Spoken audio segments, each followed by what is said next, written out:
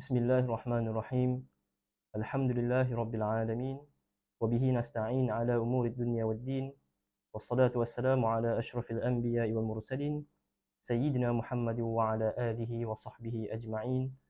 Subhanaka la ilma lana illa ma 'allamtana innaka antal alimul hakim. Amma ba'd. Dalam surah Al-Isra ayat yang pertama juzuk 15. A'udzu billahi minasyaitonir rajim. Bismillahirrahmanirrahim. Subhanalladzi asra bi'abdihi lailan minal masjidil haram ilal masjidil aqsa alladzi barakna haulahu linuriyahu min ayatina innahu huwas sami'ul basir. Maksud dari ayat ini ada dua keajaiban, yaitu Isra dan Mi'raj yang berlaku hanya dalam satu malam. Kalimah Isra yang ini membawa maksud perjalanan Rasulullah menaiki Buraq dari Masjidil Haram ke Masjidil Aqsa. Manakala kalimah Mi'raj pula membawa arti perjalanan Rasulullah dari Masjidil Aqsa naik ke Sidratul Muntaha.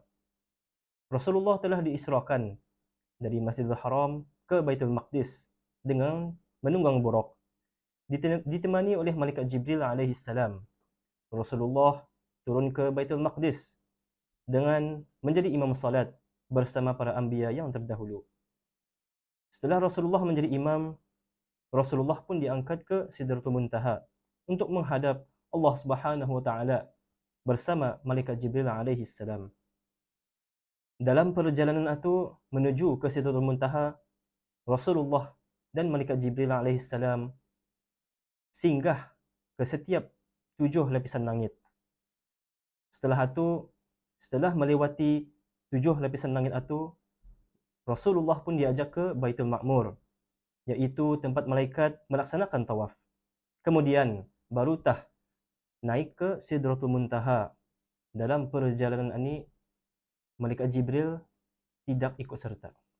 Kemudian Rasulullah SAW bertemu dengan Allah Subhanahu wa taala.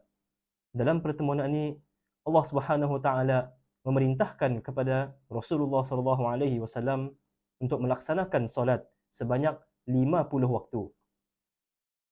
Setelah itu, dalam perjalanan Rasulullah turun semula itu, Rasulullah bertemu dengan Nabi Musa AS. Baginda pun menceritakan tentang perintah yang diperintahkan oleh Allah Subhanahu wa taala tentang solat itu. Mendengar cerita itu, Nabi Musa pun menyuruh Nabi Muhammad SAW agar menghadap Allah kembali untuk meminta keringanan. Rasulullah pun berulang kali menghadap Allah untuk meminta keringanan. Allah pun memberikan keringanan perintah salat itu menjadi 10 waktu setiap hari.